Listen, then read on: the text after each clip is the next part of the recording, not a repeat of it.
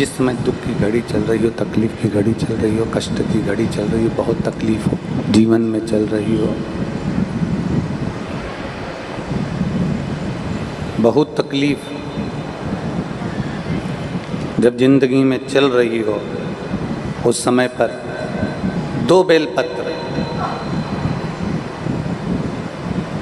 और 2 पुष्प,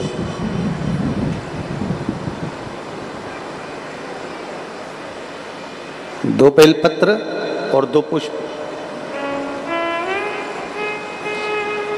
एक पुष्प लाल लेना है, एक पुष्प लाल लेना है और एक पुष्प श्वेत लेना है।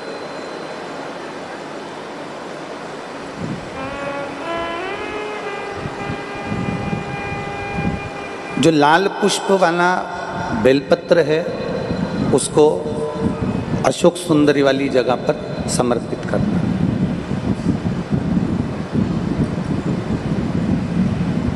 और श्वेत पुष्प वाला जो बेलपत्र है, सफेद पुष्प वाला जो बेलपत्र है, उसको भगवान शंकर का जो शिवलिंग है, भगवान शिव का जो शिवलिंग है उस पर समर्पित करना।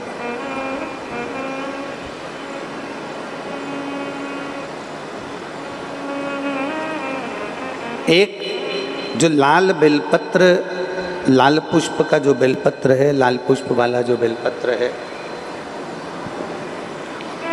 लाल पुष्प का जो बेलपत्र है वो बेलपत्र अशोक सुंदरी वाली जगह पर, और श्वेत पुष्प का जो बेलपत्र है वो सफेद पुष्प वाला बेलपत्र भगवान शंकर के शिवलिंग पर समर्पित कर।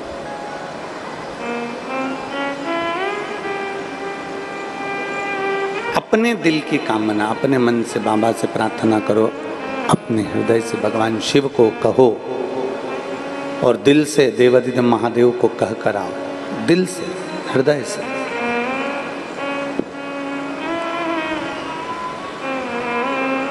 जब दिल से बाबा देवाधिदेव महादेव से कहोगे, हृदय से भगवान शंकर से प्रार्थना करोगे, तो देवाधिदेव महादेव सुनेंगे जरूर। शिव महापुराण की कथा कहती है कि विषम परिस्थिति में, तकलीफ की घड़ी में, विषम परिस्थिति में, तकलीफ की घड़ी में, कष्ट की घड़ी में, विषम परिस्थिति में प्रयास करो कि हम शंकर और पार्वती, शिव और पार्वती को पुकारें। विषम परिस्थिति हम भगवान शंकर और पार्वती जी का स्मरण करें।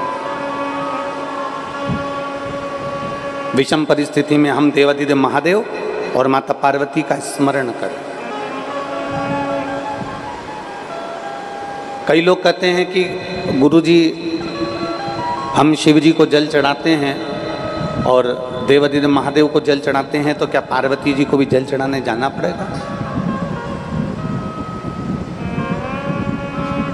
पार्वती जी को भी जल चढ़ाने के लिए जाना है? शिव महापुराण की कथा कहती है, आप अगर हृदय रखकर जड़ ध्यान देंगे, जैसे ये शिवलिंग है, ये जलाधारी है, और अगर आप हृदय रखकर, जब हम देवाधिदेव महादेव को जल चढ़ाते हैं, शंकर जी को जल चढ़ाते हैं, और वहीं जल चढ़ाते चढ़ाते आप अशोक सुंदरी वाली जगह अर्थात माता पार्वती जी का हस्त कमल और अशोक सुंदरी वाली जगह पर भी अपने जल को थोड़ी सी धार लगा देते हैं, तो शंकर और पार्वती दोनों को ही वो जल समर्पित हो जाता है। वैसे तो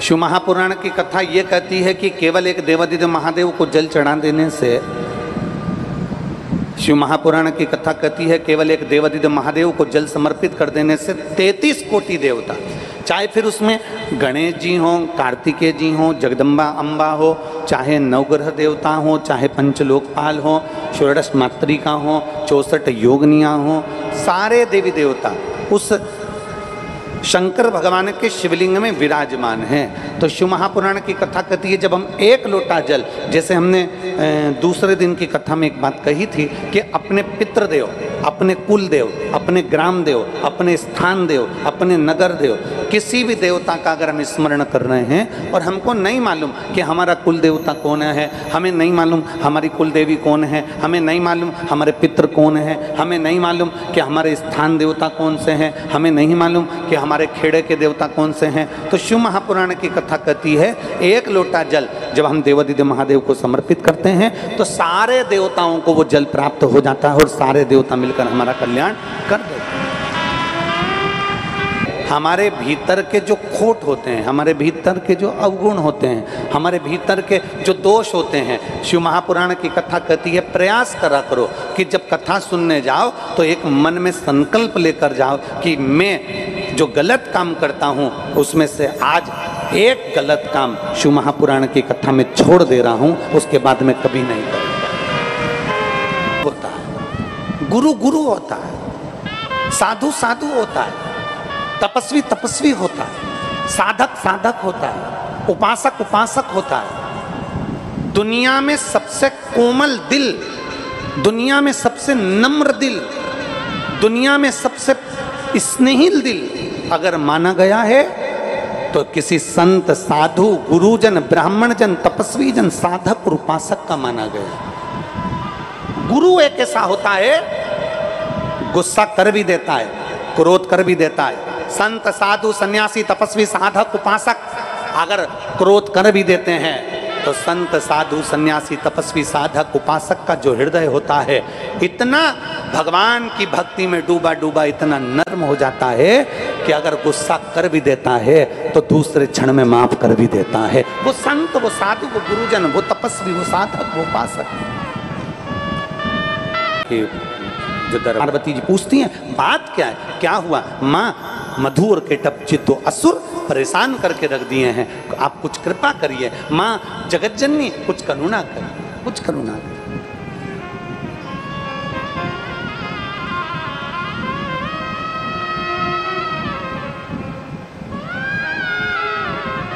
विनय करा, निवेदन करा कि अम्बे तू है जगदम्बे काली, जय दुर्गे खप्पर वाली, तेरे ही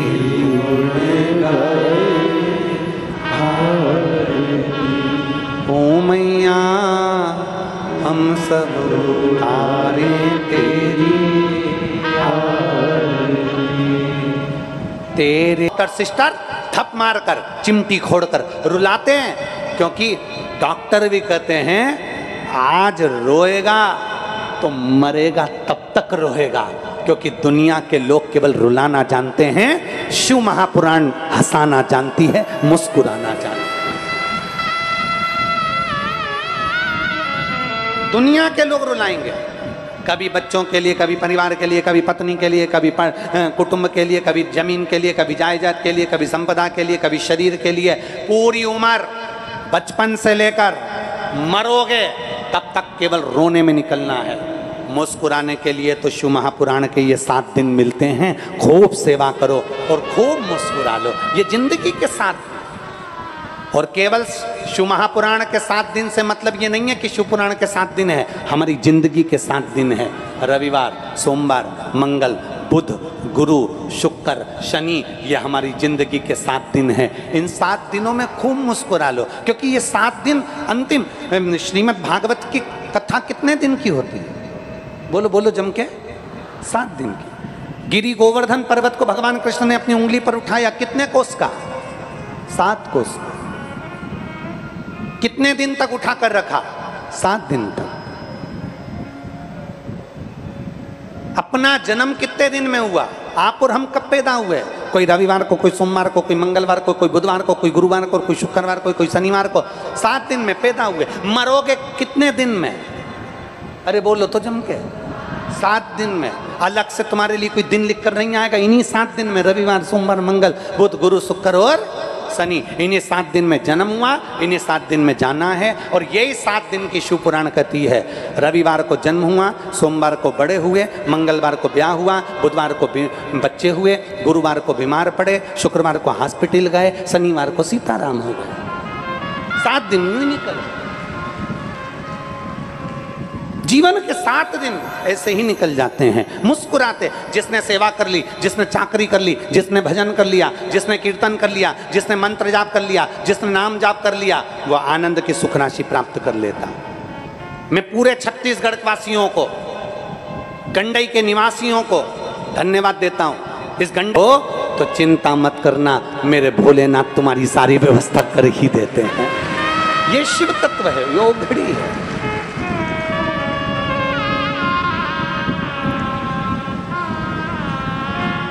और महाराज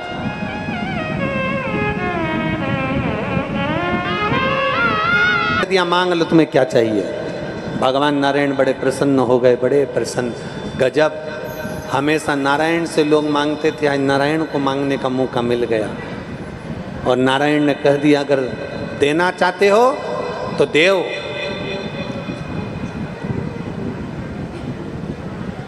तुम दोनों के प्राण मेरे हाथ से छूटे, मैं तुम्हारा संहार करूं, मेरे हाथ से तुम्हारी मृत्यु हो। मधुकेटम ने कहा हम आपके हाथ से मरेंगे, पर शर्त एक है, जल में ना मरे, सूखे स्थान पर, थल पर मरे। भगवान ने अपनी जंघा पर रखकर सुदर्शन चक्र से मधुकेटप का संहार कर दिया। और माता जगत जननी ने जो बुद्धि फेरी, उस बुद्धि के फेरने से मधुकेटप का संहार हो। शिव कहते हैं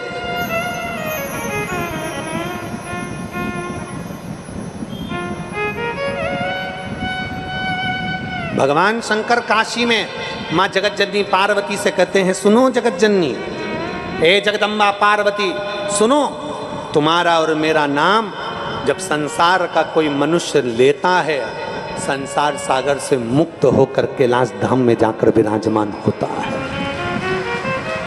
बोल दुर्गा महारानी की, कमलेश्वरी माता की, गंगई माता की। भगवान शिव की आराधना करी और देवादिदेव महादेव ने वर दे दिया, सुनो शमी और सुनो मंदार, यदि कोई भूल से भी आपकी पत्ती, आपका पुष्प मुझे समर्पित कर देगा, सुनो मंदार, सुनो शमी, अगर कोई भूल से भी आपकी पत्ती, आपका पुष्प मुझे समर्पित कर देगा, उसे हजारों अश्वमेध यज्ञ के स्नान का जो पुण्य होता है वो एक क्षण में प्राप्त होगा।